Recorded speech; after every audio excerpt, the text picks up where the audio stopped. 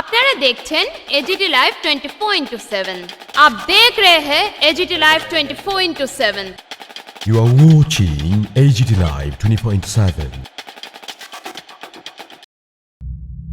তেসরা ফেব্রুয়ারি বুধবার দেশের বাজেটকে কেন্দ্র করে আমবাসাস্থিত ধলাই জেলার বিজেপি কার্যালয়ে এক সাংবাদিক সম্মেলনের আয়োজন করা হয়। সাংবাদিক সম্মেলনে উপস্থিত ছিলেন ভারতীয় জনতা পার্টির ত্রিপুরা প্রদেশের বাজেট উপস্থাপন কমিটির কনভেনার তথা প্রাক্তন সাংসদ রেবতী ত্রিপুরা, বিজেপি ধলাই জেলা কমিটির সভাপতি পতিরাম ত্রিপুরা, জেলা কমিটির সহসভাপতি মৃদুল দত্ত, শঙ্কর চক্রবর্তী প্রমুখ।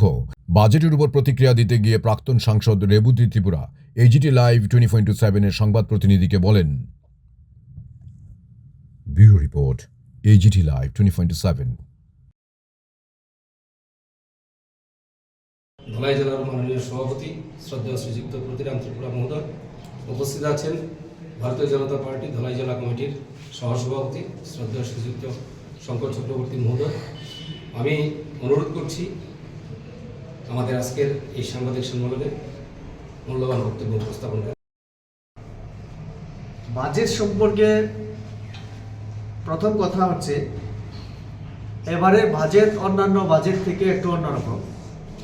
এবারের বাজেটকে আমাদের মাননীয় প্রধানমন্ত্রীর ভাষায় আমি যদি বলি, এবং নির্মলা সীতারমণজি ওনার যে চিন্তাধারা, এবারে বাজেটটা হচ্ছে 2047 সনের মধ্যে ভারতকে বিকশিত করার জন্য, বিকশিত ভারত বা বিকশিত ভারত যে সংকল্প আমাদের, সেই সংকল্পকে সাকার করার জন্য, বাস্তবায়ন করার জন্য এবারে বাজেট সমালোচনা করাই, শুধু সমালোচনা করাই যদি ওনার ভূমিকা উনি মনে করেন তাহলে ভুল করছেন।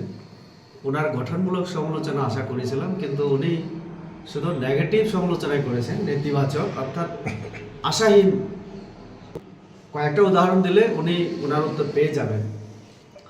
আমাদের দেখুন, করোনার পর থেকে আমাদের দেশের মানুষ চিন্তা করেছিল কিভাবে আয়ের উপার্জন হবে, সোর্স অফ ইনকাম কোনটা হবে। তো তার জন্য অন্যদিকে দেশটা আবার আগের জায়গায় আসবে কিনা, এগিয়ে যাওয়ার জন্য কোন পদ্ধতিতে আমাদের দেশের সরকারের পলিসি কিভাবে হবে।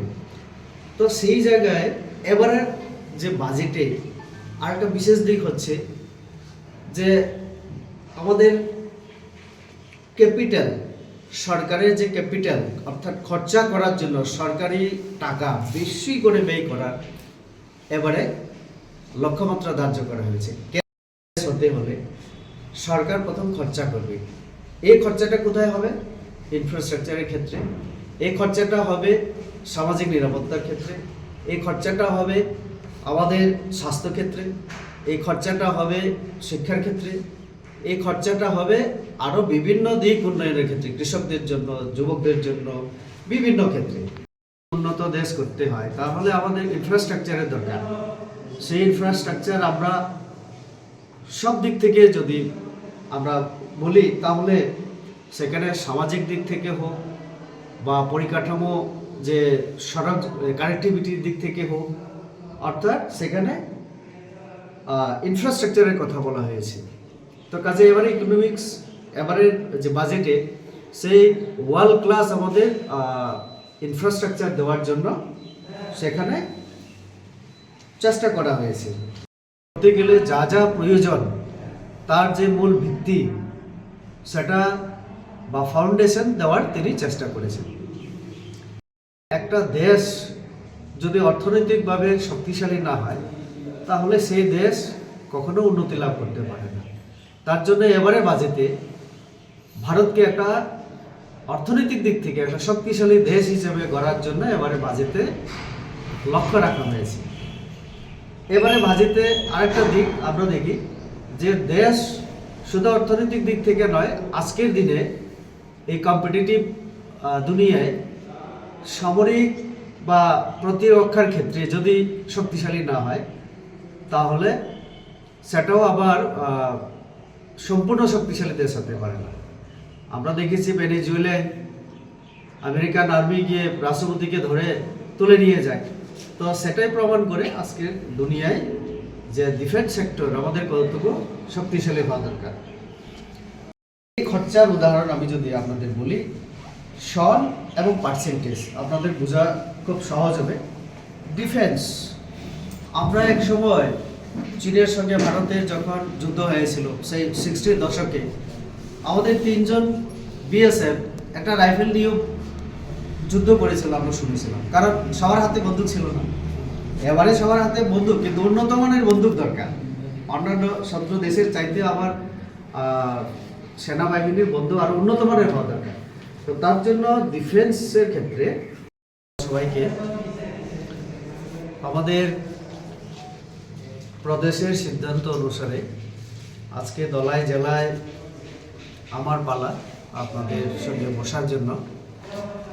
আমাদের আজকের বিষয় হচ্ছে 2026-27-এর জন্য যে বাজেট আমাদের কেন্দ্রীয় অর্থমন্ত্রী শ্রীমতী নির্মলা সীতারমণজি উনি বাজেট পেশ করেছেন, এবং সেই বাজেটের উপরে আমাদের ত্রিপুরাবাসীদেরকে অবগত করার জন্য আমাদের এই সিদ্ধান্ত এবং রাজ্য কমিটির সিদ্ধান্ত অনুসারে আজকে আমাদের এখানে বসা।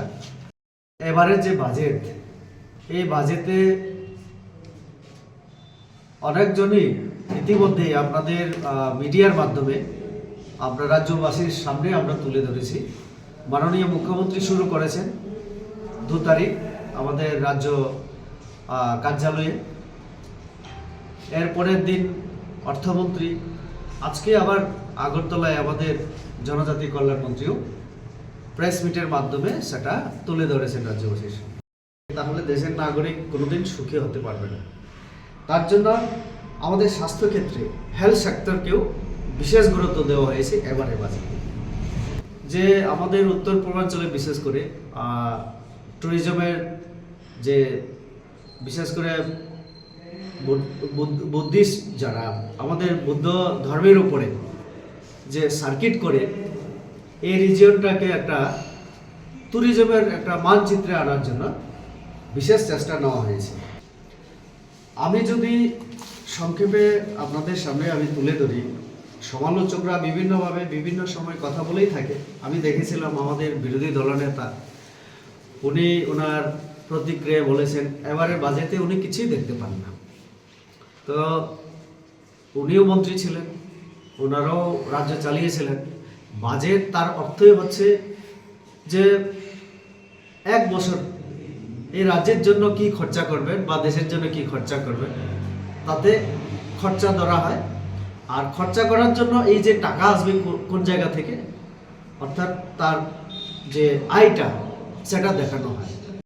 এটা হচ্ছে প্রো পোর মানে গরিব, কৃষক, প্রো ফার্মার, প্রো ইয়র এবং প্রো আমাদের যারা মহিলা তাদের জন্য এবারে বাজেটটা করা হয়েছে ওনার কথা। এবং লক্ষ্য রাখা হয়েছে যাতে মিডল ক্লাস যারা গরিব এবং তার একটু উপরে মিডল ক্লাস তাদের জীবনযাত্রার মান উন্নয়ন যাতে করা যায় সে লক্ষ্যে এবারে বাজেটটাকে করা হয়েছে। চেষ্টা করা হয়েছে সাথে সাথে ট্যুরিজম বিশেষ দিক এবারে আপনারা দেখেছেন, তাতে আমাদের নর্থ ইস্ট খুব লাভবান হবে। যে ট্যুরিজম সেক্টরকে ডেভেলপ করে এবং তার মাধ্যমে কর্মসংস্থানের বিশাল সুযোগ এবারে বাজেটে সেটা চেষ্টা করা হয়েছে।